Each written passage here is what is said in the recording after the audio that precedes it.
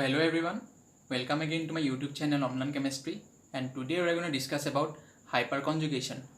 Now in my last YouTube video, I have discussed about carbocation, its different types and its stability order. 1 degree, 2 degree, 3 degree और methyl carbocation का जो stability order वो क्या है और क्यों है ये मैंने डिटेल में डिस्कस किया है। तो अगर आपने ये वीडियो अभी तक नहीं देखा है, मतलब मेरा लास्ट वीडियो जो कार्बोकेटाइन के ऊपर है, तो मैंने डिस्क्रिप्शन बॉक्स में लिंक दे दिया है, आप वहाँ से देख सकते हैं। तो what is hyperconjugation? The simplest scientific explanation of hyperconjugation is it is the delocalisation of sigma electron. ठीक है। और हाइपर कॉन्जुगेशन होने के लिए जो भी एटम या फिर सेंटर में ये हाइपर कॉन्जुगेशन होगा, उसका ठीक नज़दीक का जो एटम होगा वहाँ पे एक एम्प्टी पी ऑर्बिटल होना पड़ेगा, तभी हाइपर कॉन्जुगेशन होगा। और इसको हम लोग नो बॉन्ड रेजोनेंस भी बोलते हैं।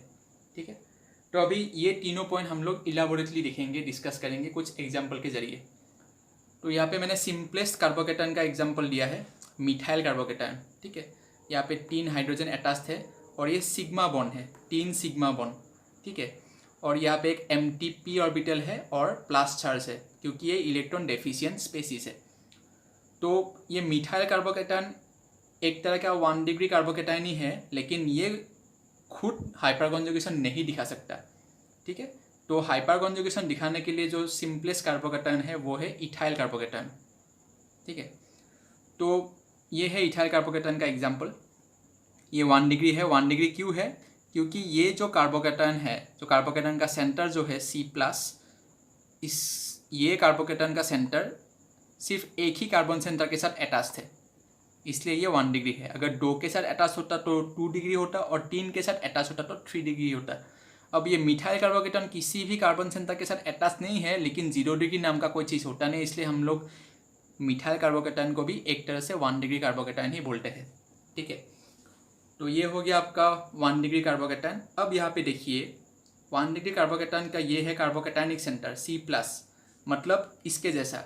तो यहाँ पे भी क्या होगा, एक एम्प्टी ऑर्बिटल होगा, और ये प्लस चार्ज को डिमिनिश करने के लिए, मतलब इसको गायब करने के लिए, इसको कम करने के लिए, इसका जो नज़दीक का कार्बन है और इसका नज़दीक का कार्बन का जो CH बॉन्ड है, जो सिग्मा बॉन्ड है, मतलब ये बॉन्ड मतलब सिग्मा इलेक्ट्रॉन है, ये बॉन्ड यहाँ पर ऐसे मूव करेंगे, जो मैंने ग्रीन कलर के एरो के साथ दिखाया है ऐसे। तो मूव करने के बाद क्या होगा, मतलब ये जो सिग्मा इलेक्ट्रॉन है ये मूव करने के बाद यहाँ पे एक डबल बॉन्ड हो जाएगा। ये डबल बॉन्ड का नीचे का जो है पार्ट वो है सिग्मा बॉन्ड, और ऊपर का पार्ट है पाई बॉन्ड। ठीक है।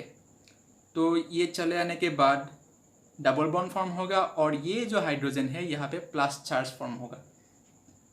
ठीक है।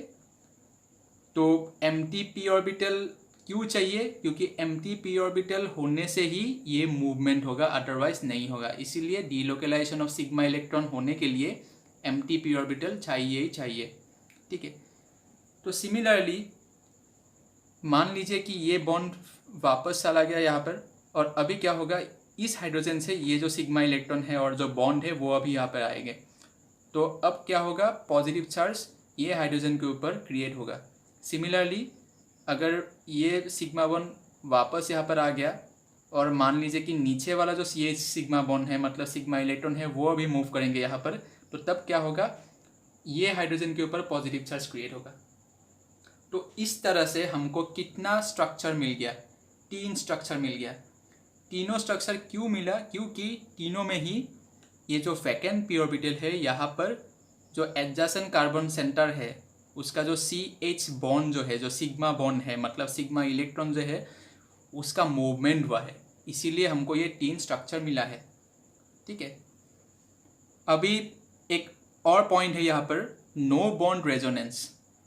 अब ये प्रोसेस में आप लोग देखिए कि यहाँ से बॉन्ड गायब हो रहा है, यहाँ पे बॉन्ड फॉर्म हो रहा है, डबल बॉन्ड फॉर्म हुआ है, लेकिन यहाँ से बॉन्ड गायब हो रहा है। ये CH बॉन्ड था, अभी नहीं है, ये था, अभी नहीं है, और ये नीचे वाला भी था, अभी नहीं है, मतलब बॉन्ड गायब हो रहा है, इसीलिए इसको नो बॉन्ड रेजोनेंस भी हम लोग बोलते हैं।